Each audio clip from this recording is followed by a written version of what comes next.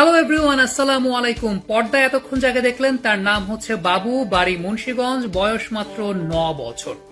মূলত আসলে এই ভিডিওটা যে কারণে করা, তার কারণটা হচ্ছে টেপ টেনিসে আমি লেগ স্পিন বোলিং করতে অনেককে দেখেছি, খুব ভালো ভালো লেগ স্পিন বোলার দেখেছি, কিন্তু ক্রিকেট বলে লেগ স্পিন করাটা কিন্তু একটা অত্যন্ত কঠিন শিল্প। ইনফ্যাক্ট ক্রিকেটের সবচাইতে কঠিন শিল্পের নাম হচ্ছে লেগ স্পিন বোলিং করা।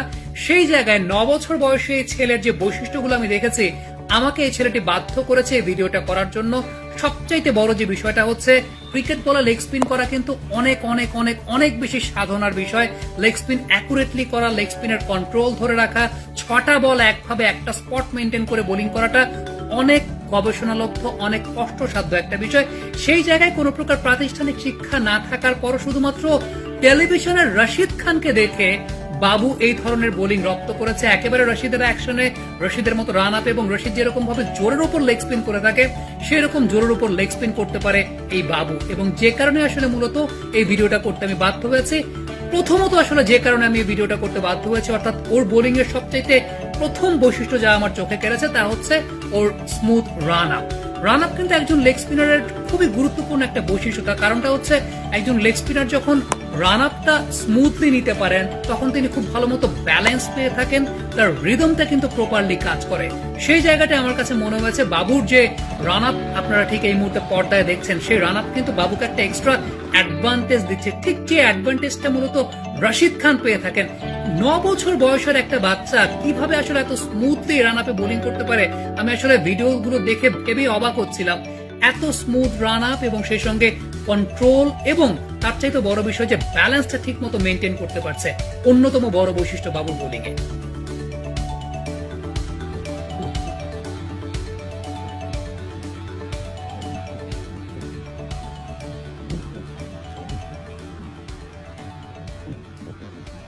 দুই নম্বর যে বৈশিষ্ট্য তা হচ্ছে বোলিং অ্যাকশন। সাধারণত দেখা যায় যে আমাদের দেশে যখন কোনো স্টুডেন্ট অর্থাৎ একাডেমি পর্যায়ে যখন কোনো লেগ স্পিনার লেগ স্পিন করতে যায়, কোচেরা সাধারণত সাইড আর্ম বোলিং এর যে ধরনটা, অর্থাৎ সাইড থেকে বোলিং এর যে ধরনটা, সেই ধরনটাই শেখায়। কিন্তু বাবুর যে বোলিং এর অ্যাকশনটা লক্ষ্য করবেন, রশিদ খানের মতো হাই আর্ম অ্যাকশন, যেটা অনেকটা আমরা রশিদ খান কিংবা শাহিদ আফ্রিদি কিংবা আদিল রশিদ তাদেরকে দেখে থাকি, এবং এই ধরনের অ্যাকশনে, এই ধরনের জোরে রান আপ নিয়ে এই অ্যাকশনে বোলিং করে কন্ট্রোল রাখাটা কিন্তু খুব ডিফিকাল্ট। কিন্তু যারা রাখতে পারেন তারা কিন্তু এক্সেপশনালি ওয়েল হন।